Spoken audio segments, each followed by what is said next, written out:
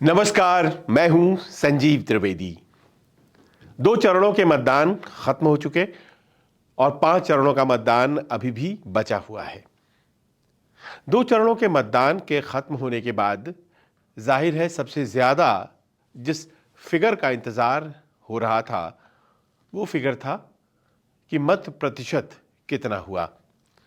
शुरुआत में मत प्रतिशत के कम आने की खबर आई और उसके बाद ये खबरें भी आने लगी कि अगर मत प्रतिशत घटा है तो फिर ये अमुक के नुकसान के लिए है, अमुक के फायदे के लिए है।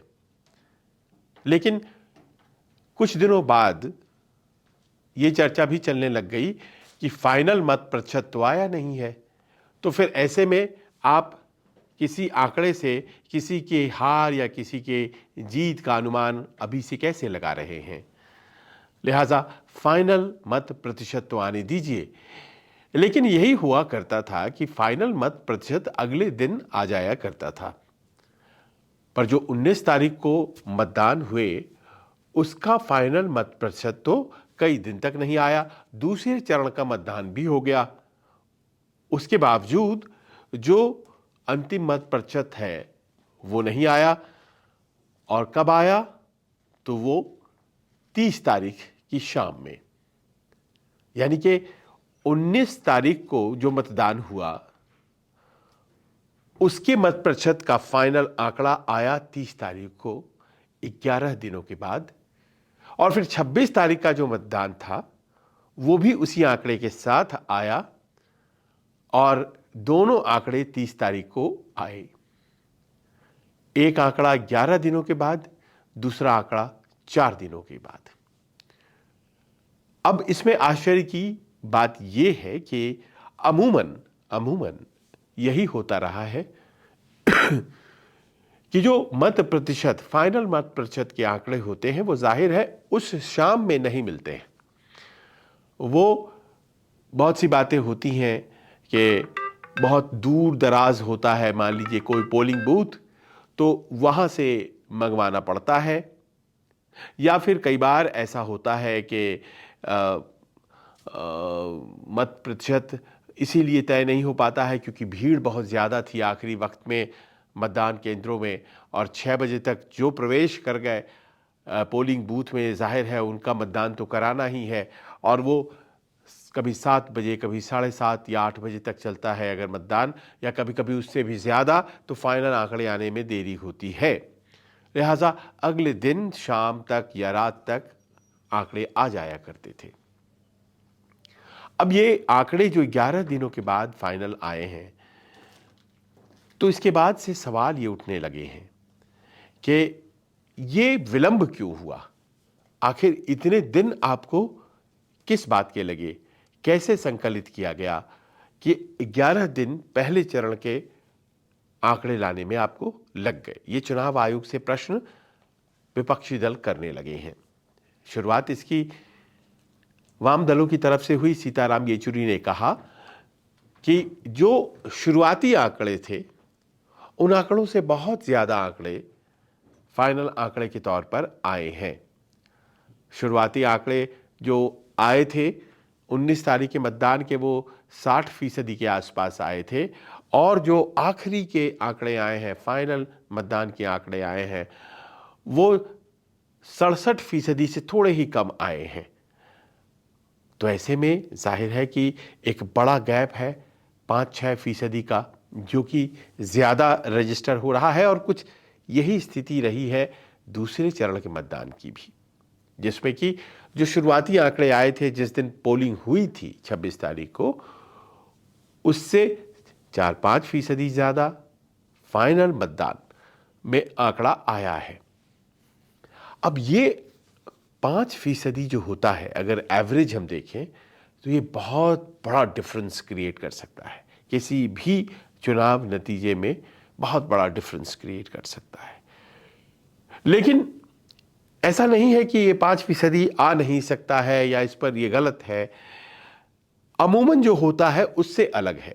अमूमन ये होता है कि अगले दिन जो आंकड़े आते हैं वो पिछले दिन के आंकड़े से, जो शुरुआती आंकड़े होते हैं उनसे फाइनल आंकड़े जो होते हैं उसमें 1 या 1.5% का अंतर होता है।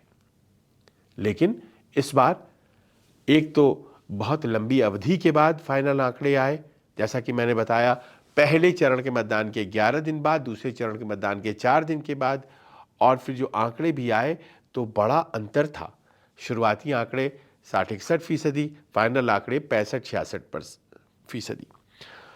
अब ये आंकड़े आपको कहाँ लेके जा रहे हैं?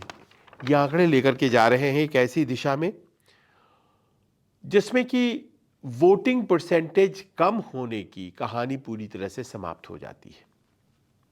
ये यकीनी तौर पर 2019 के आंकड़े से कम है, कहीं इसमें कोई शको शुबहा नहीं है। पर कितने कम है? 2% से कम है। पहले ये बताया जा रहा था कि 4-5% कम मतदान हुए हैं, लेकिन 2% से कम। आपको मैं 2019 के आंकड़े बता देता हूं। 19 में जो प्रथम चरण का मतदान हुआ था वो 69.58, दूसरे चरण का मतदान 69.45, ये आए थे आंकड़े। 69% से थोड़ा ज़्यादा दोनों बार हुआ था। इस बार के जो आंकड़े हैं वो 66.14 पहले चरण का मतदान और दूसरे चरण का मतदान 66.71।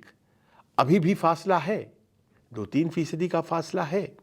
2019 से इस बार में मतदान प्रतिशत गिरा है, लेकिन जो पहले दिन आया था मतदान प्रतिशत, वो मतदान प्रतिशत और 66.14, इसमें तो 5% का अंतर है। आज इसी बात को कांग्रेस के फोरम से भी उठाया गया और उनका ये कहना था कि ये जो बढ़ोतरी है ये एक्सप्लेन नहीं हुआ कि आखिर ये कैसे बढ़ा। और ये भी पूछा गया कि पहले ऐसा हुआ करता था कि सारी जानकारी आती थी। अभी जो आंकड़े आए हैं कि पहले चरण में साहब मतदान हुआ 66.14% और दूसरे चरण में मतदान 66.71%। पहले यूँ होता था कि टोटल नंबर ऑफ वोटर्स बताया जाता था और फिर नंबर ऑफ वोट्स बताया जाता था, तो अपने आप ये 66.14 या 66.71 आंकड़ा निकल आता था। इस बार सिर्फ और सिर्फ ये प्रतिशत वोट बताए गए हैं। कितने वोटर्स थे उस कंस्टिट्यूएंसी में, कितनों ने डाला, ये आंकड़ा नहीं है। ये पहले की तुलना में इस बार एक अलग तरीके से आंकड़ा आया है। तो आपके पास आता क्या है, सिर्फ कितने परसेंट की वोटिंग हुई है, 66.14% के पहले चरण में और 66.71% के दूसरे चरण में। दोनों चरणों में मतदान 2019 की अपेक्षा करीब करीब 3% के आसपास कम है, लेकिन जो शुरुआती आंकड़े थे 60%, 61% के आसपास, उससे बहुत ज़्यादा आंकड़े आ गए हैं। अब लोगों ने ये तुलना शुरू किया कि राज्य में मतदाताओं की कुल संख्या केवल आप बताते हैं और प्रत्येक बूथ पर जो मतदाता है उनकी संख्या बता देते हैं, तो कंस्टिट्यूएंसी वाइज हम चीज़ों को कैसे समझें? एक तो ये बात हुई। कंस्टिट्यूएंसी वाइज तो मतदाताओं के आंकड़े आने चाहिए ना, कि मतदाता इतने हैं, इतनों ने वोट दिया। वो आंकड़े क्यों नहीं है इलेक्शन कमीशन के वेबसाइट पे? दूसरी बात जो उठाई जा रही है ये कि हर बार इलेक्शन कमीशन मतदान के बाद शाम 6 बजे 7 बजे प्रेस कॉन्फ्रेंस किया करता था और बताया करता था कि देखिए इतना फीसदी मतदान है। हालांकि इससे ज़्यादा बढ़ेगा आंकड़ा क्योंकि अभी भी मतदान चल रहा है, लेकिन एक फिगर मिल जाती थी और उससे कितना बढ़ेगा ये अंदाज़ा होता था। 1.5%, 1%, 1.25%, इससे ज़्यादा नहीं बढ़ता था। तीसरी बात जो बड़ी अहम है वो उठाई जा रही है कि चुनाव आयोग इलेक्ट्रॉनिक वोटिंग मशीन का ज़माना है, तो 11 बजे तक के आंकड़े बता देता है, 1 बजे तक के आंकड़े बता देता है, दिन के 3 बजे तक के आंकड़े बता देता है, शाम 6 बजे तक के आंकड़े, 5 बजे तक के आंकड़े बता देता है। तो फिर क्या वजह है कि फाइनल आंकड़ों के टोटलाइजेशन में 11 दिन का समय लग गया? जब आप 2 घंटे में, 6 घंटे में, 5 घंटे में आंकड़े बताते रहते हैं, इस राज्य में इतने % वोटिंग, इस राज्य में इतने % वोटिंग, इस कंस्टिट्यूएंसी में अभी तक इतनी % वोटिंग, तो फिर टोटल बताने में इतनी लंबी अवधि कैसे लग गई? ये एक जायज़ प्रश्न है जो कि बार बार उठाया जा रहा है, और ये भी पूछा जा रहा है कि जो दूर दराज के पोलिंग बूथ्स हैं वो कौन कौन है जिनसे आपके काउंटिंग सेंटर तक पहुंचने में या जहां पर स्ट्रांग रूम है वहां पहुंचने में समय लगता है, वो कितने फीसदी होते हैं इस तरह के बूथ? बहुत कम होते हैं इस तरह के बूथ। तो फिर इतना गुणात्मक परिवर्तन कैसे हो सकता है? अब देखिए, यहाँ पर सवाल यह है कि शक पैदा हो जाना या शक किसी के ऊपर कर देना ये बहुत आसान होता है। चुनाव आयोग कहता है कि हम बड़ी ईमानदारी से अपना काम पूरा कर रहे हैं और हर चीज़ का हमारे पास जवाब है, एक्सप्लेनेशन है। हम भी इस बात को समझते हैं कि ये 140 करोड़ के देश में, जिसमें 96 करोड़ वोटर्स हैं, उसमें चुनाव करा लेना बहुत आसान बात नहीं है। पर जैसे कहा जाता है, seizures wife should be above doubt, तो ऐसे में इन प्रश्नों का जवाब लेकर सामने आना चाहिए चुनाव आयोग को। सबसे बड़ी बात यह है कि जो आंकड़ा है वो चलता है ज़िले से। डिस्ट्रिक्ट के जो मतदान अधिकारी होते हैं, डीईओ, डिस्ट्रिक्ट इलेक्शन ऑफिसर, वहाँ से वो मतदान चलता है, यानी कि जितने ज़िलों में मतदान हो रहा है वो आएगा सीईओ के पास, जो कि चीफ इलेक्शन ऑफिसर होते हैं राज्य के, और वो उस आंकड़े को कोलेक्ट करते हैं और फिर वहाँ से आंकड़ा पहुँचता है election commission of India ECI को, और फिर ईसीआई आपको ये जानकारी देता है कि देखिए साहब, इतना वोटिंग फर्स्ट फेज में हुआ, इतना सेकंड फेज में हुआ। पर ये प्रक्रिया विशेष जो है ये अभी तक तो जिस तरह से चलती आ रही थी अभी भी वैसे ही चल रही है। तो फिर इतने दिनों की रिक्वायरमेंट आखिरकार क्यों हो गई? और ये जो गुणात्मक परिवर्तन है आंकड़ों में, शुरुआती दिन के आंकड़े से लेकर फाइनल आंकड़े तक, ये अगर सामान्य है तो क्यों सामान्य है? ये ऐसे प्रश्न हैं जिनको लेकर अगर अपनी साफगोई इलेक्शन कमीशन लोगों के सामने लेकर आए तो जाहिर है कि जो लोकतांत्रिक प्रक्रिया है उसमें विश्वास लोगों का बढ़ेगा।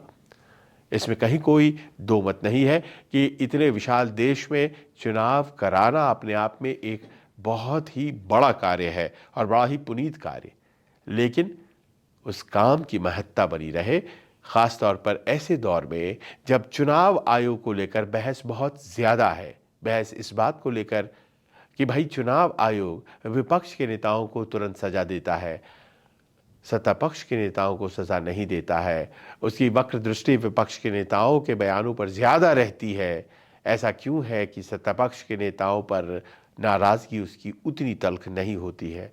इन सब के अपने अपने वजह हो सकते हैं, लेकिन आखिरकार इलेक्शन कमीशन को शक के दायरे से ऊपर उठकर अपना एक ऐसा उदात्त आचरण लेकर सामने आना चाहिए जो कि लोगों को ग्राह्य हो, उन्हें पसंद आए, क्योंकि जितना मजबूत इलेक्शन कमीशन, देश का लोकतंत्र उतना ही मजबूत।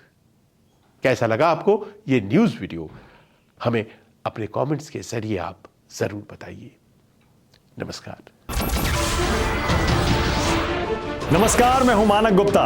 अगर आपको हमारा ये वीडियो पसंद आया हो तो इसे लाइक और शेयर जरूर करें, और हां, हमें सब्सक्राइब और फॉलो करना ना भूलें ताकि आप देश और दुनिया की कोई खबर मिस ना करें। तो जुड़े रहिए हमारे साथ और देखते रहिए न्यूज़ 24।